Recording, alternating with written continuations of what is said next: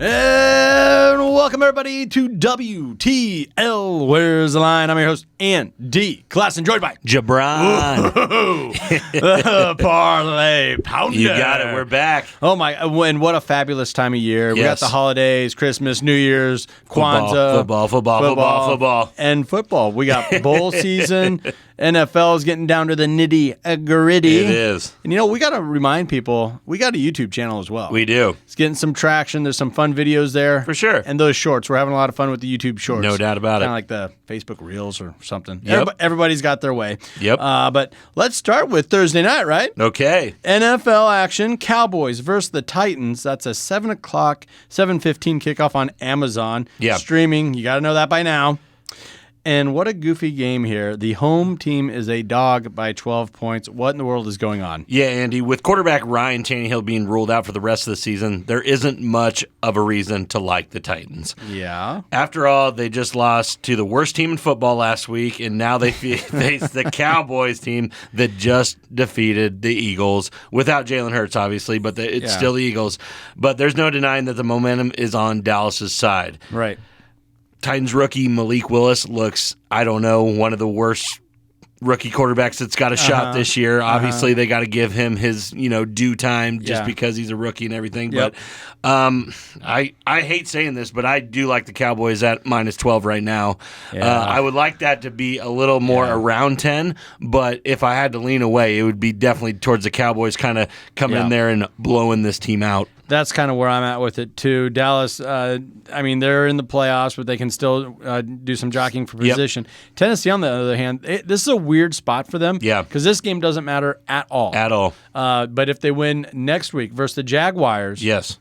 then they could still make the playoffs. For sure. That's their only path. Yeah, they still got to fight. They still got a fighting chance to be in this, playoff run and all that kind of stuff. Yes. I just think the air is kind of out of the building with them. Cowboys are rolling. I think the Cowboys kind of finally figured out their 1-2 punch with Pollard and Zeke. Yeah. And obviously CD's playing his best football of the year. So I really like the Cowboys at minus 12. Yeah, and if I had to lean, I would too. And I think a lot of it has to do with Tennessee is so banged up. You mentioned Tannehill. I'm looking at their injury report. It's full. They got 30 players. 30 players. Yep. They almost make up 2/3 of an active roster on the injury report. And part of that's by design. This is a throwaway game. This doesn't mean anything. Yep. They're all gearing up, trying to get healthy for next week, and just that desperation.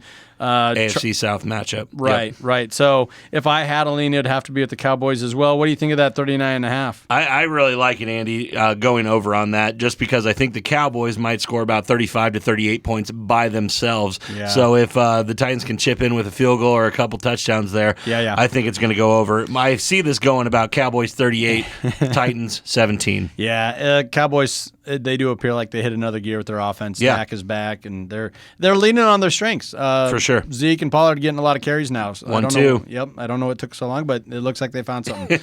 All right, let's talk some more Thursday football. Yeah. Let's get into the college ranks here. Okay. And, this is the bowl game. If you're not talking national championship, I think everyone's talking about the Cheez-It Bowl, right? I am. I love Cheez-It. So, yeah. And two, big names in this game, obviously. Oklahoma, Florida State, down in Orlando, Florida. 4:30, like you said, on Thursday. Yep. Florida State opens up at a 9.5-point favorite with that over-under all the way up at 64.5. I kind of like that over because that's what we've been seeing in these bowl games, and these are two prolific offenses. Yeah. Oklahoma, after they played Nebraska, something happened. Yeah. I think it was the Nebraska curse. Yeah. It had to have been, right? They beat Nebraska, put a whole bunch of points on them, and then it seemed like they couldn't just score enough to get over some of the even, lesser Big 12 schools. So it was bizarre. It's been a bizarre year for them, but they're still in a bowl against a very good Florida State team. Florida State's offense has been firing in all cylinders over its 5-game winning streak. The Seminoles have averaged over 43.5 points over that stretch, finishing above 40 on 4 of those occasions, Andy. So I really like Florida State in this one. I see this sailing way over that over. I got Florida State 42, Oklahoma 24. I'll tell you what, we agree on that one. I like Florida State. I like them in a big way. They are 8-4 against the spread. Oklahoma's 4-8. ATS. No doubt. And I think their last 5 games, they've just been terrible. Yeah. Again, 4-1 against the spread last 5 games have been Florida State at 2-7 over the last 9 games for Oklahoma. Once again, they're putting too much stock in that name brand. Yep. And maybe the Big 12, they kind of got roughed up at the end. And don't get me wrong, Oklahoma's going to be able to score points here. Yeah. And I think it's going to be, like I said, 21 to 30 points, somewhere in that range. But they are going to fall off at some point, not being able to keep up with that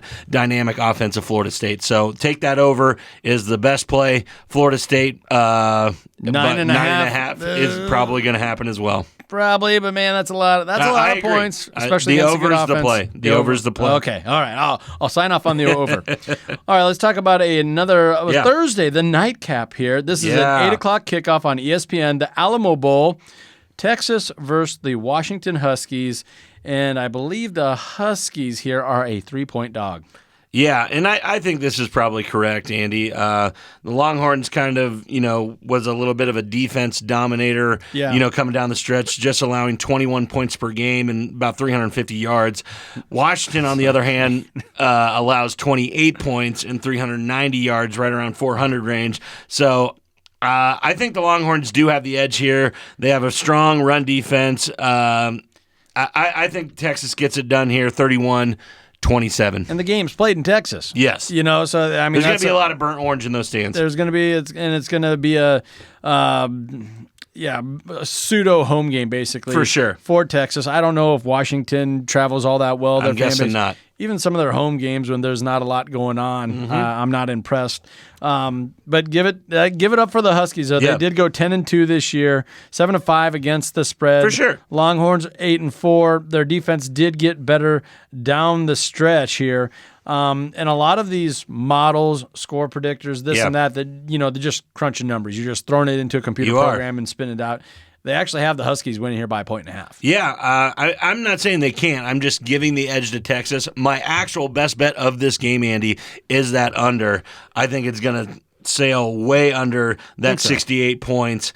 The Longhorns defense has held top teams like Alabama and TCU to less than 20 points. Okay. There's no way that Texas is going to make up for 48 points on their side of the ball. I don't believe so. So my best bet of this game is going under that 68 points, and I think that's a pretty good lock. For once, I might agree with you on that, but I don't know. Texas, they've just been a kick in the pants for me. Yeah. And I swear to God, their coaching staff listens to our program. They figure out which way I'm leaning. Yeah. And if I'm betting on Texas, they're like, all right, we're going to take Wednesday and Thursday practice off. Yep. Guys, don't worry about shorts. Yep. Shorts, shells, and guys, if you want to show up late or just not do any lifting or treatment, don't worry about it, guys. Don't worry about it. Take the game off. Yeah. But when they're 12-point dogs and I'm like, and then then they win. All hands on deck. So. No doubt. Within that same train of thought, let's go over our hits and misses of last week. And a couple of fun games here that we disagreed on. For sure. Let's give you the limelight first here. And that's the Jacksonville Jaguars. It was a pick'em game at kickoff versus the Jets. They end up winning that 19-3 on the road in New York. And pretty much everything you said, Zach Wilson being the quarterback, the troops not playing for him, he got benched, and they basically set him down for the rest of the year. Exactly. An ugly game, but that's how Jacksonville does it. No, that's the way it was. Like I said, they came into this game, Trevor Lawrence is on a high, passing the ball very well, not turning it over, and that's exactly what needed to happen for them to win that game and have their playoff hope still alive, like we just talked about earlier in like you said about the Jets. They don't really know what they want to do with that second-year quarterback. No. Nobody really gets better from year 2 to 3. So they might be out on Zach Wilson in New York. And everyone was talking so, highly on Coach Saleh for the Jets, and boy, that's really wore off. It really has. He kept his receipts, and I think people kept their receipts on him as well. Oh, man. So, you got that one wrong. And in my defense, I just thought, the home team. It's in New York. In New York. And bad weather. Jets still had something to play for at sure. that time. They did. And it had to, I just thought something has to give for Jacksonville. And not yet. Not yet. Not yet, anyway. It can happen, but not yet. They're still looking good. All right, let's talk about another one we disagreed on, and that was the Tampa Bay Buccaneers. You were high on the Bucs. I'm like, no. The home team Cards, they can cover that 6.5. When we were on the broadcast last week, the line was at 6.5. Yep. Bucks on the road. And I'm telling you, those home dogs. All year I've been on the home dogs. Now, Buccaneers won the game. They did win the game. In overtime. So if you have the money line, you're all right. But that spread never hit. I just can't believe that Tom Brady can't put up more points than that. It seems like they had so many chances to win that game in regulation. I know, and kind of jump on that Cardinals defense. I just don't understand how that didn't happen.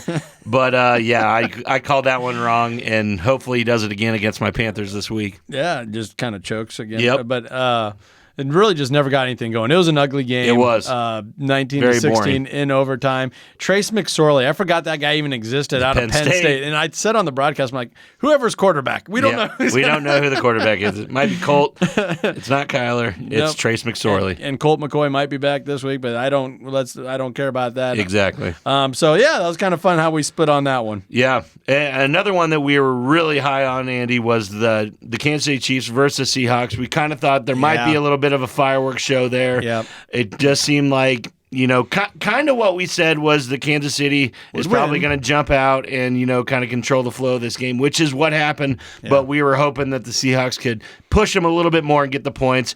They didn't even sniff that over at 50. No. It was all the way down at 34 points together. So 24-10. Yep. The Chiefs covered, like we said, but it didn't go over. So Chiefs couple hits, couple misses. Chiefs did it again. They just got up on them early and just put in cruise control. Yep. All righty, you heard the horn there, so we're up against it. But let's take a minute to recognize one of our fabulous partners, and that is the Nebraska Brewing Company.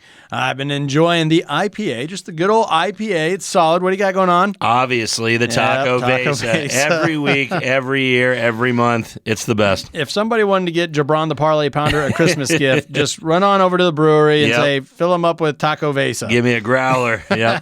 Nebraska Brewing Company, world class in every glass. Don't go anywhere. This is WTL.